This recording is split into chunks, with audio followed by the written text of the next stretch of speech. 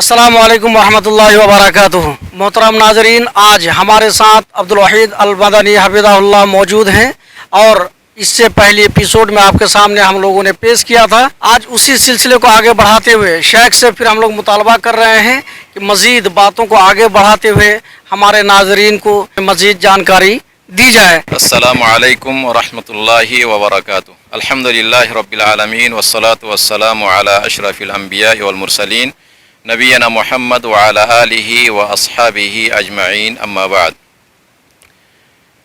मुहतरम नाज़रीन किराम, पहली मुलाकात में हमारी बातचीत हुई थी अखलाक का माना व मफ़हूम क्या है। इस चीज़ को आपके सामने मैंने पेश किया था और ये कहा था कि अखलाक दरअसल दीनी व दुनियावी तमाम उमूर व मामलात को इस्लामी उसूल और ज़वाबित की रोशनी में अदा करना, ये है अखलाक का मफ़हूम। यहाँ पर हमारे सामने दो पहलू आ रहा है। पहला पहलू ये है कि दीनी उमूर व मामलात, और दूसरा पहलू ये है कि दुनियावी उमूर व मामलात। पहले पहलू को हम खालिक के साथ यानी अल्लाह रब्बुल आलमीन के साथ अखलाक हसना का मफ़हूम क्या है ये भी नाम दे सकते हैं, और जो दूसरा मफ़हूम है यानी दुनियावी उमूर व मामलात, इसको हम नाम दे सकते हैं कि मखलूक के साथ अखलाक हसना का मुदाहरा किस तरह से किया जाए। आज की इस नशिस्त में सबसे पहले हम ये बतलाना चाहेंगे कि अल्लाह रब्बुल आलमीन के साथ, जो कि हमारा खालिक है, हमारा मालिक है, उसके साथ अखलाक हसना का मुज़ाहरा किस तरह से किया जाए। मुहतरम नाज़रीन, सबसे पहले तमहीदी तौर पर मैं एक बात आप लोगों को समझा देना चाहता हूँ। अमूमन लोगों के जहन में एक बात होती है कि अखलाक हसना का मफ़हूम ये है कि हम लोगों के साथ अच्छा तामुल करें, उठना बैठना अच्छा हो और लोगों के सुख व दुख में शरीक हों। यही बात मैंने गुज़श्ता मुलाकात में भी आपको बताया था, लेकिन ये गलत ख्याल है। अखलाक का जो माना है, दायरा है, वो काफ़ी वसी है।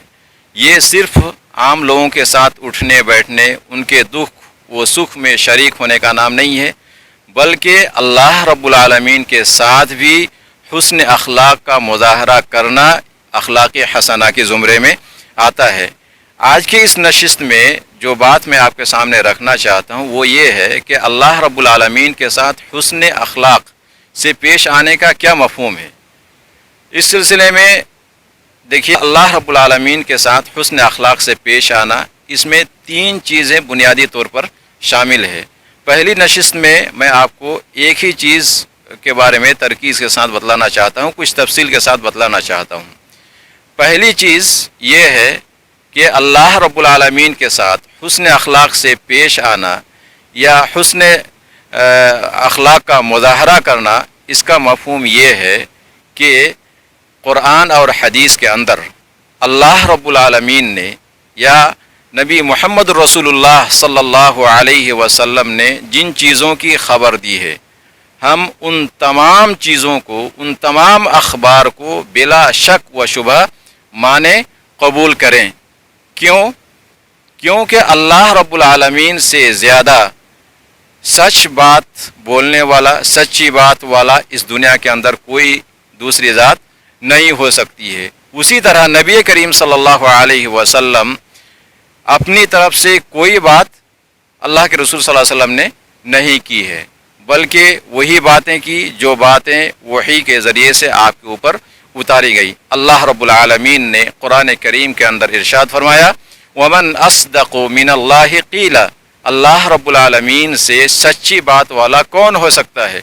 उसी तरह नबी करीम सल्लल्लाहु अलैहि वसल्लम के सिलसिले में अल्लाह रब्बुल आलमीन ने कुरान करीम के अंदर फरमाया, वमा यंतिक़ु अनिल हवा इन हुवा इल्ला वह्युन यूहा, अल्लाह के नबी सल्लल्लाहु अलैहि वसल्लम कोई भी बात अपनी मर्ज़ी से नहीं करते, बल्कि वही के ज़रिए से जो बातें उतारी जाती उन्हीं बातों को आप बोलते। तो इस अखलाक को अपना लेना कि अल्लाह रब्बुल आलमीन ने या नबी अलैहिस्सलातु वस्सलाम ने कुरान या हदीस के अंदर जिन चीज़ों की ख़बर दी है, हम उन चीज़ों को बिला शक व शुबह कबूल करें और माने।